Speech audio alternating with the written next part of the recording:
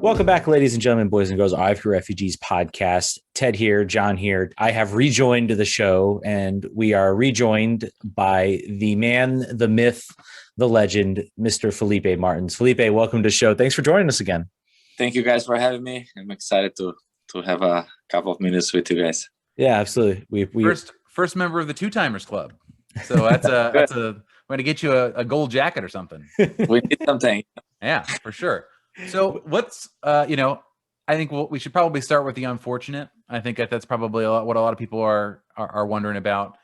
September 1st, tore your knee up at a practice.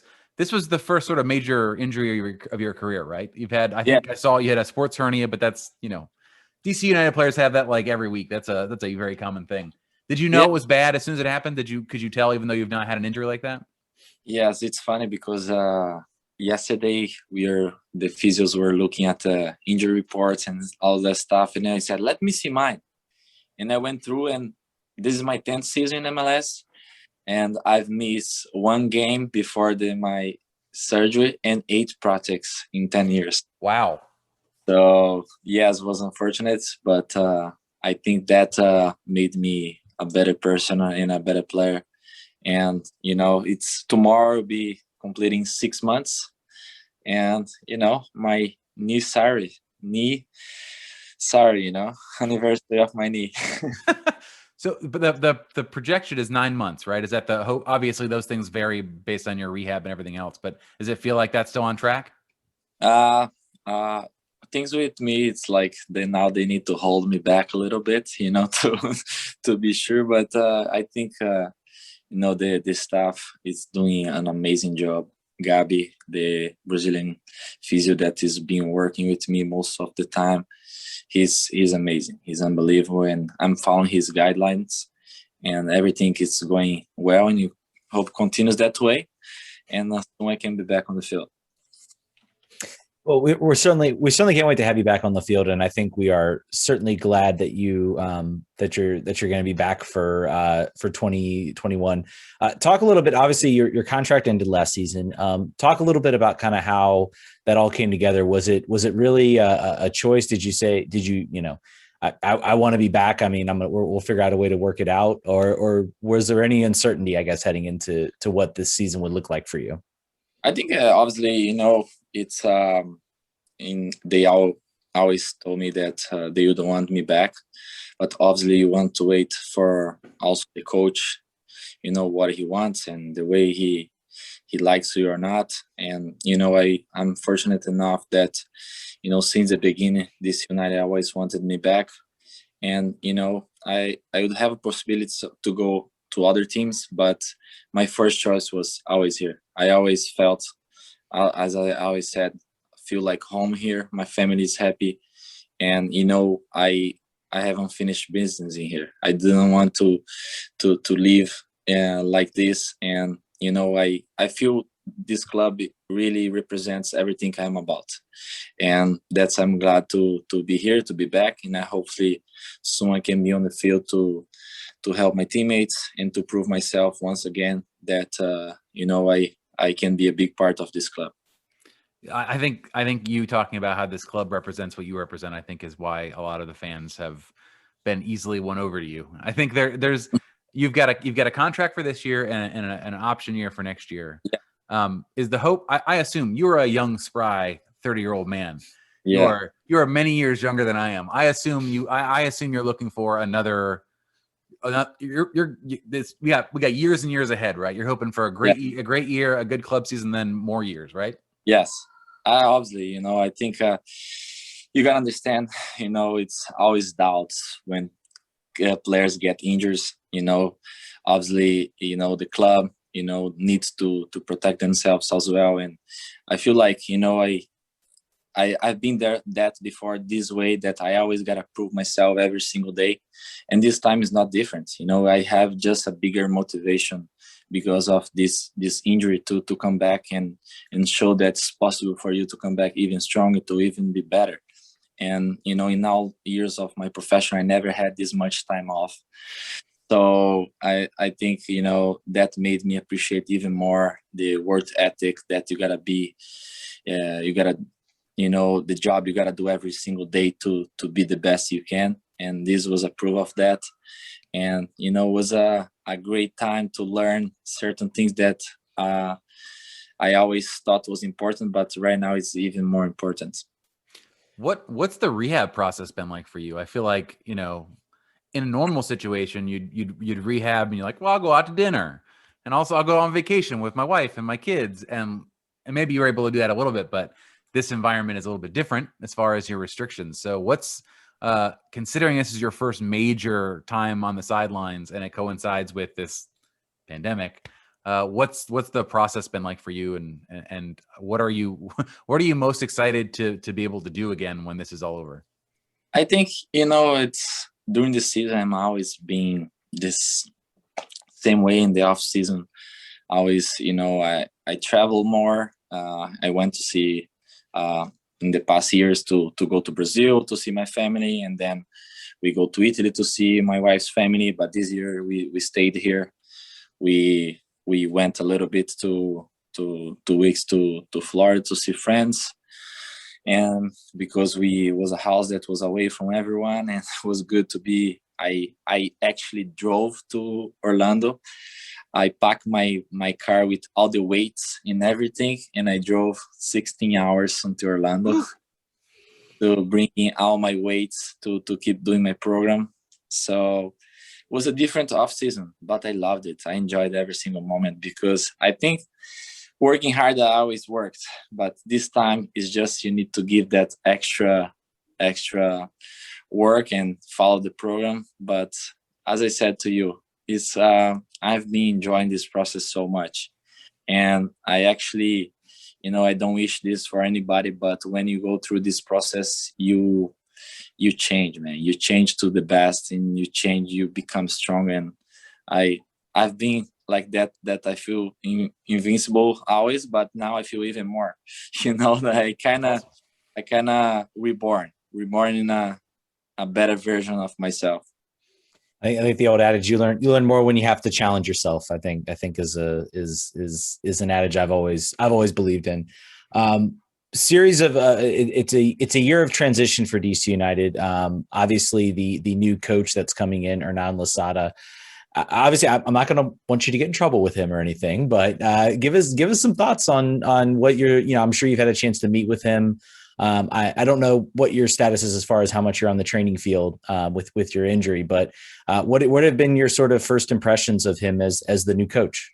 We had talks before, obviously he had individual meetings with all the players, and we had felt that energy already when we first spoke, when he was still in Belgium, and his ideas, the way he wanted to change things. And we felt that, from day one this week. I think, he's the rules, the work ethic that he wants, the way he wants us to be on and off the field, it's different. It's something that he's gonna challenge us. He gonna, every day wants us to give everything. I don't think now you have a choice other than give everything every day. That's you gotta prove yourself. He's a new coach with a new system, with new mentality, with new rules, with many different things that we used to do in the past. And he came in, he's bringing all his experience, all his ideas. And as I always joke with the guys, this is a boat, and the boat it's leaving the port for a great adventure.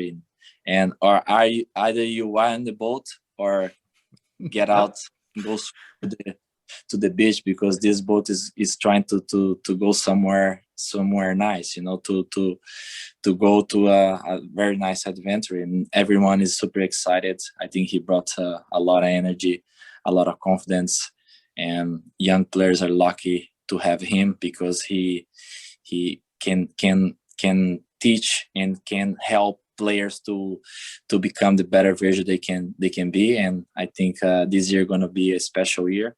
Obviously is a year of transition, that may take time, I hopefully from the first game you can see everything he wants to build in this club. But obviously, with so many things that change. Sometimes takes time. You just gotta believe that we're gonna be a team that it's reaching for the top.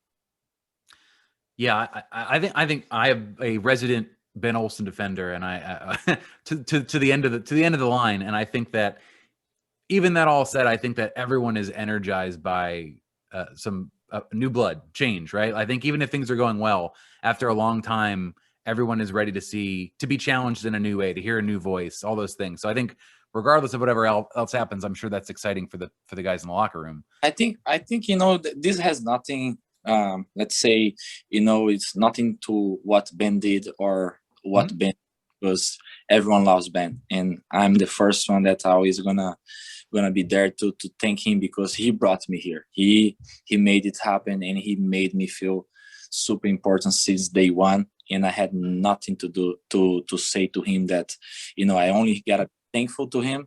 I gotta be honest that the guy who gave me the first hug when I got injured and I was crazy was Ben.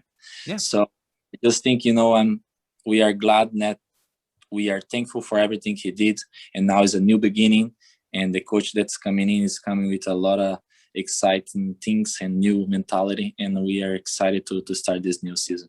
Yeah, for sure. Just change in energy. Nothing about Ben. I think just a new jolt is good. I think it appears, and this is probably a little bit early in your experience with the new coach to have a real deep answer on this, but it seems like in all of his interviews with us and with other podcasts, like it was very. The intention is to become very vertical, very attacking, very exciting, win 5-4, which, as from a fan or a neutral perspective, great. Maybe from a defender or a defensive midfield position, like, well, we could also maybe concede less goals too. That'd be fine. But it sounds potentially like the era of two defensive midfielders in front of a back four, maybe over. Obviously, he's made it clear that, his style is dictated by the players he has, by the conditions in the game. He's, logical like that. But what are your expectations for the year, particularly as we understanding its transition, but like this is a sea change in mentality. So all the players have to get on board and understand, like you were talking about, the new rules and new expectations, but it's a huge, I would assume, mental shift. So how do you feel like that's going to go from the player's perspective? I think first of all, like it's obviously he needs to adapt to the players he has, but it's the players who needs to understand that change need to be made to become better. You need to show every day that you can adapt to other coaches, you can adapt to other systems of players. That means you are, you are a professional, you are a smart player, and you need to adapt to other circumstances. I think, everyone came in and knowing that will be different, but is willing to learn and willing to do what he asked us to do. And, the way he is, I believe that he presents the way he wants to play, and players need to also be smart enough to do what he asks, because, otherwise you're going to be challenged by other players and you may not be starting. So I think that's his philosophy. You need to show every single train that you deserve to be on the field, and that's holding everyone accountable and understand that you don't have your place secure. That means you gotta challenge your teammates, you gotta challenge yourself to always be better, and that's a winning mentality, and that's what he's trying to build in this team.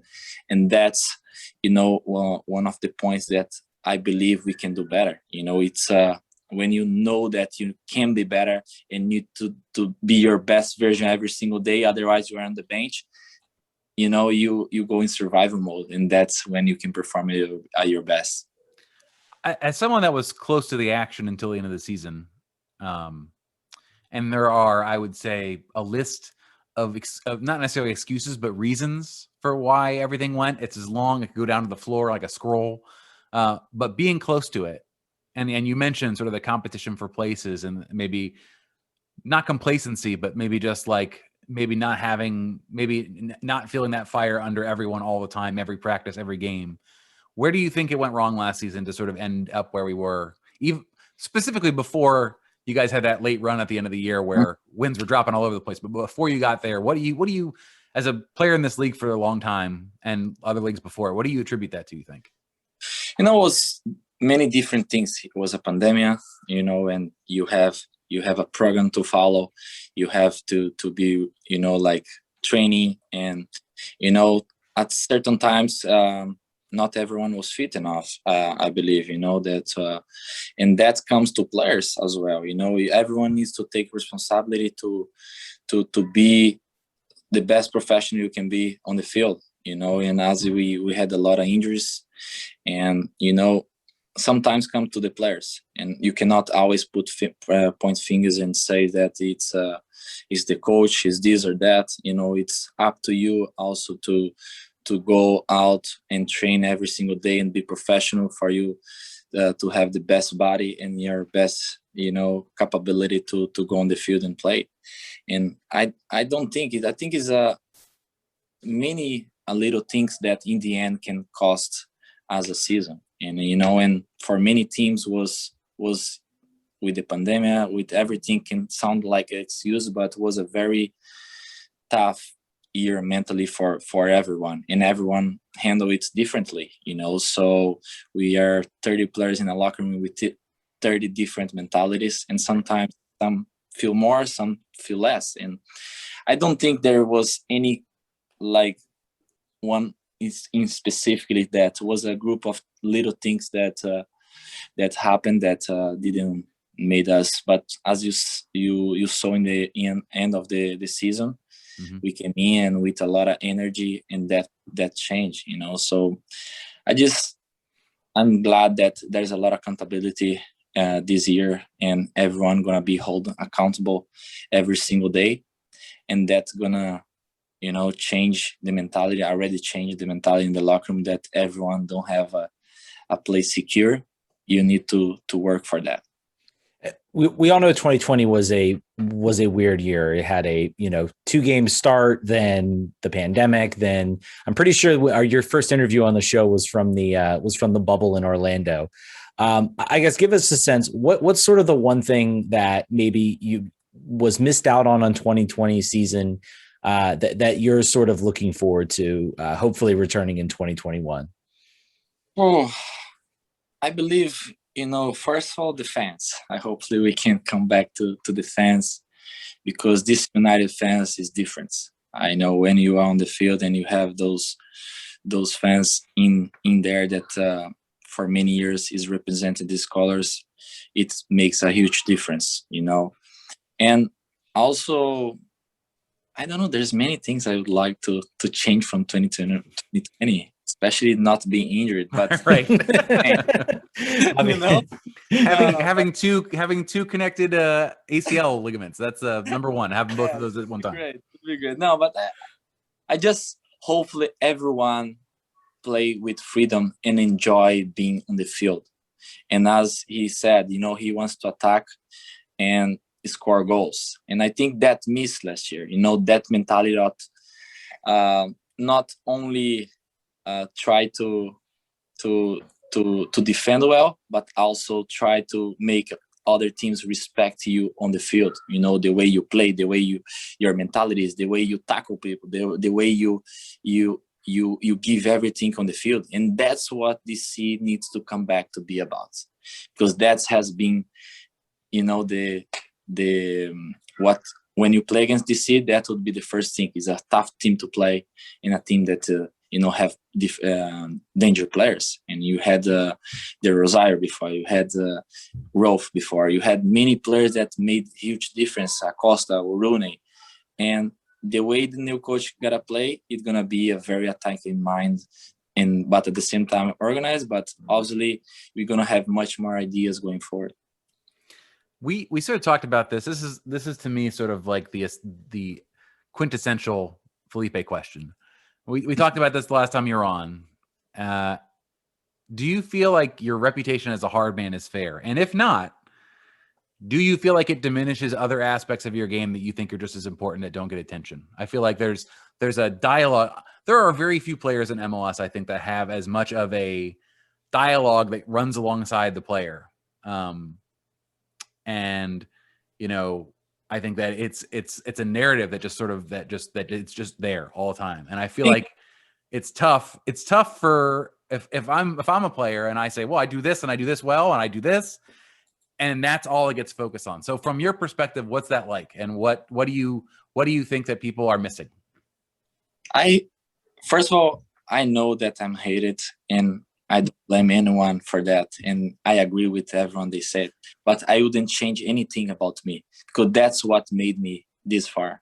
That's what made me, and obviously I can do many good things, but one thing they always going to talk about me, it's the way I am on the field, and I'm not a good guy, and this and that on the field, and I'm hated. And I think by MLS in general, by the journalists in MLS, that's the only thing they see. Most of them are emotional when they talk about me, in the sense that, they just look for my worst side of it. They don't know me, who I am on the locker room with my teammates, the way I am every single day, what I give and what I represent for my teammates, and how I feel about them. And for many years it's been like that, and I'm sure that many gonna say and gonna be happy what happened with me last year with my injury, gonna say it's fair. And because of how I've been all those years. But I don't care. I literally don't care. And I continue to be the way I am, and I won't be afraid one bit. All other, in the other words, I could be even more intense and more in a way that I'm gonna give my everything every day. I think that's a great answer too. And also, obviously, I know for this fan base, you're seen that way until you get here. And I feel like you also wouldn't have the career you've had unless you had the support of your teammates, right? So a bad guy doesn't have his teammates like him. So clearly it's just the way that you are on the field. I think you hit the nail on the head. Like, that's how you are in the field is how you got there. And everybody that watches you, that you're doing it for them, for their team, appreciates that skill set and that intensity. As long as when I'm on the field, my teammates know that doesn't matter what happened, I will be there for them. And doesn't matter, anytime on the field, they can count on me, and I'm going to be there for them. I'm happy. When I go home, and they can be at their home and needing me at 3 a.m., I'm going to be there for them. When they're sad, nobody's seen, but I'm there for them. When I do barbecue in my house and I call everyone here, and I'm there for them. Nobody needs to see those things. What they need to see is the team winning, and that's the most important. But other than that, whatever people say, whatever people talk and or not talk about me, I've been one of the most consistent players throughout the 10 years that I've been in the league. But nobody gives credit, and I don't care, because what I care is to make my teammates better and be there for them. And that's my only goal. I feel like you are the best bet for the guy to run across the field. You know how, like, the classic soccer player chest to chest standoff, like after a bad tackle, you are even money to be the first guy arriving on the scene. So I'm sure that's appreciated. I think that's the way you should be, and everyone should be. If you go to a fight, you can call me. If you go to war, you can call me. But if you go to the bar, you can call me as well. I love it. I'm gonna be there for you no matter what. That's I think teamwork it's about, and I'm all about that. We've got some questions from listeners, and I want to make sure we get these into you before we close. Echeverry Magic says, we know this a little bit. How have you enjoyed your time with your former rivals so far? And what's been the favorite United game that you've played in so far?